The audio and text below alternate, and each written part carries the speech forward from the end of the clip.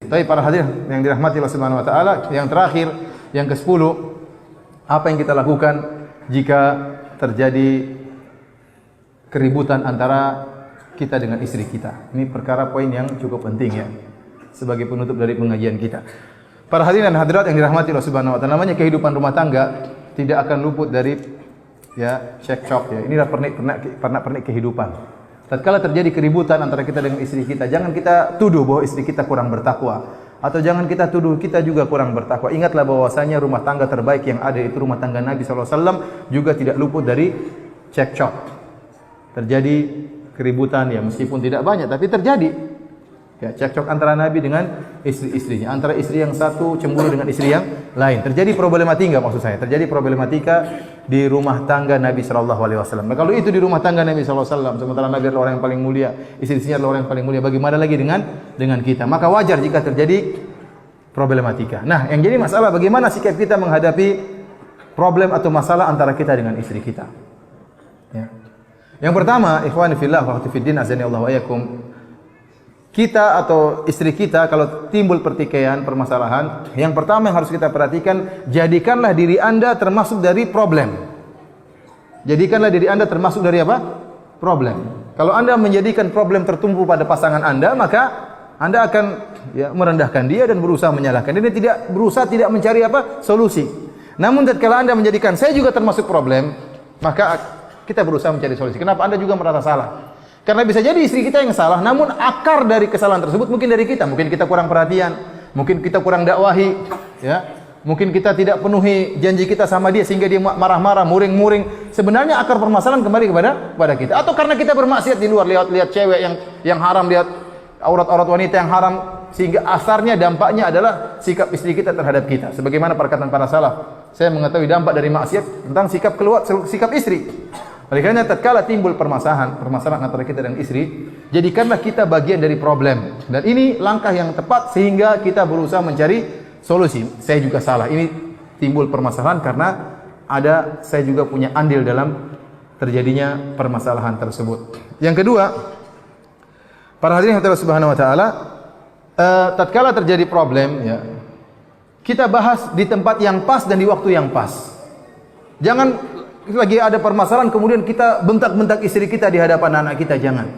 Anak-anak kasihan lihat orang tuanya apa? Bertengkar. Dan ini ya ikhwan, kalau anda marah sama istri, tahan.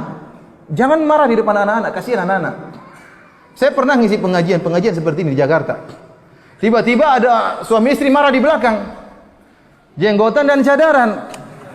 Iya beneran, di depan umum. Yang jenggot lempar aqua kepada istrinya. Waduh gimana? Ya akhi, kalau lempar nanti di rumah, jangan di sini lempar aku, orang lihat banyak. Apa perkataan orang? Padahal banyak orang awam yang ngaji, yang baru pakai jilbab di masjid, yang pakai jilbab ABG yang macam-macam ya. Lihat ini gimana jenggotan? Saya nggak mau punya suami jenggot, ini lempar aqua di depan umum. Ya, akhirnya timbul image yang buruk terhadap orang. Kenapa dia tidak bisa tahan emosi? Ya, seharusnya orang yang mengikuti sunnah Nabi lebih utama menahan emosi, lebih sabar, bukan lebih emosional. Istrinya salah, saya ceraikan. Ini bukan justru sunnah Nabi mengajarin kita untuk lebih apa? Lebih untuk bisa menahan emosional kita. Oleh karena kalau kita lagi marah sama istri, lihat kondisi, jangan kita lampiaskan begitu marah langsung lampiaskan. Ini tidak benar, ya. Tidak benar. Kita seorang beriman, kita lihat kapan waktunya kita lampiaskan, di mana posisinya dan di waktu yang tepat. Jangan di hadapan anak-anak. Jangan juga kita omelin istri kita lagi naik mobil. Lagi aja mobil, kamu gini-gini, dalam mobil nih, ente bisa emosi naik mobil. Istrinya bilang, saya loncat dari mobil, loncat sana, loncat betulan gimana? Jangan lihat kondisi yang baik di kamar, di mana baru ngobrol. Karena kita ingin cari solusi, kita bukan dendam ingin habisi istri kita. Ini istri kita punya jasa banyak, sudah ngandungi anak kita, sudah ngurus kita. Dia punya kesalahan, punya perempuan, lelaki, manusia punya kesalahan. Oleh karenanya kita bicarakan masalah tersebut di tempat yang pas dan waktu yang pas. Kalau kita ingin cari solusi, kalau enggak ingin cari solusi ya sudah, enggak usah. Perkara berikutnya, para hadirin dan hadirat yang dirahmati Allah Subhanahu wa taala, waktu terjadi masalah, kita bahas permasalahan satu persatu. Apa masalahnya nih? Dan jangan ungkit-ungkit masalah yang lalu dulu. Dan saya ingatkan kepada ibu-ibu itu kalau sudah marah-marah, dia bisa ngungkit seluruh masalah. Dan mereka memiliki hafalan yang kuat dalam urusan ini. Kalau dia bilang, oh suamiku kamu begini, kita laki-laki bingung. Iya, aduh kita lupa semua. Kenapa? Kita mikir mikir utang, mikir macam-macam. Sehingga mau mikir kesalahan dia kita lupa. Tapi istri dia punya hafalan yang kuat, mikirkan kesalahan kita. Kamu begini, kamu sama ibu begini, kamu sama mertua saya begini, kamu banyak sekali. Kamu sama kakak saya begini, kamu enggak belikan saya. Ingat. Ibu-ibu jangan begitu. Kalau ada masalah sama suami, bahas satu persatu. Jadilah wanita yang berakal ya, karena kita ingin mencari solusi. Jangan diungkap seluruhnya dalam satu tempat, itu berarti kita tidak cari solusi, tapi permasalahan dibahas satu demi satu. Kemudian di antaranya berusaha agar permasalahan tersebut hanya kita yang bahas, jangan sampai keluar. Ya, sebagian ibu-ibu lagi ribut sama suaminya, cerita ke ibu-ibu yang lain. Suami saya begini-begini. Dia curhat, tapi dicurhat kepada banyak wanita. Kalau mau curhat kepada satu wanita, cari solusi yang amanah. Bukan ketemu ummahat cerita, cerita. Akhirnya apa? Dia mempermalukan suaminya. Dia bongkar aib apa? Suaminya. Ini enggak benar. Jadi kalau masalah di dalam rumah, jangan keluar. Jangan sampai keluar. Jangan sampai cerita kepada wanita yang tidak amanah. Bahkan kalau perlu orang tua tidak perlu tahu. Orang tua tidak perlu tahu, mertua tidak perlu tahu, kita selesaikan sendiri. Ngapain kita bikin pusing orang tua kita, bikin pusing mertua kita. Dan kalau orang tua sudah turut campur, mertua sudah turut campur, susah adil mereka. Namanya mertua dia berusaha bela putrinya. Namanya ibu kita dia berusaha membela apa? Kita. Sehingga akhirnya tambah kacau. Kalau bisa kita selesaikan sendiri, selesaikan. Tidak usah ikut campur orang luar. Ya, orang tidak perlu ikut campur orang luar. Ini di antara perkara yang perlu kita perhatikan.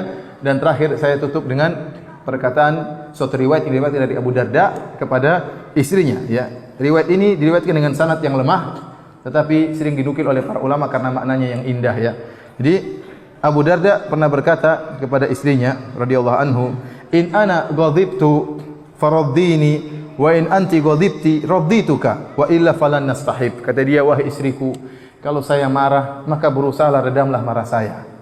Dan kalau kamu marah, saya berusaha untuk meredam apa? Kemarahanmu. Kalau saya marah, kamu marah terus gimana? Kapan kita mau apa? Nggak akan bisa gabung kalau begitu. Ya. Ibu-ibu juga ingat, kalau suami sudah marah, jangan angkat suara lagi. Emang mau kalau suara tinggi bisa ngalahkan suami? Nggak bisa. Suaranya tinggi, suami keplak, selesai. Suara marah-marah, kamu saya cerai, buyar sudah. Suami kalau sudah emosi juga otaknya kadang nggak jalan. Kamu saya cerai, selesai. Nanti yang tinggal penyesalan. Oleh karenanya kalau suami sudah emosi, turun, tenangkan suami. Demikian juga istri kalau sudah emosi, suami yang baik, tenangkan istrinya. Kalau enggak terus tidak akan bisa berjalan kehidupan rumah tangga. Dan perkara yang menakjubkan, saya pernah beberapa tahun yang lalu ketemu dengan seorang ikhwan kalau nggak salah di Bekasi. Ya, dia umrah. Kemudian kita ngobrol, dia bilang, "Ustaz, saya baru ngaji Ustaz. Baru 2 tahun ini." Oh, Masya Allah, Alhamdulillah. Kata dia, "Ustaz, setelah saya ngaji, subhanallah, kehidupan rumah tangga saya berubah. Dulu saya sering bertengkar sama istri. Waktu saya ngaji, saya tahu bagaimana suami yang baik. Istri saya pun ngaji, dia semakin taat sama saya. Kita enggak pernah lagi bertengkar sekarang, Ustaz. Sampai-sampai saya bilang sama istri saya, rindu ingin bertengkar sama kamu." Benar, dia bilang gitu sama saya.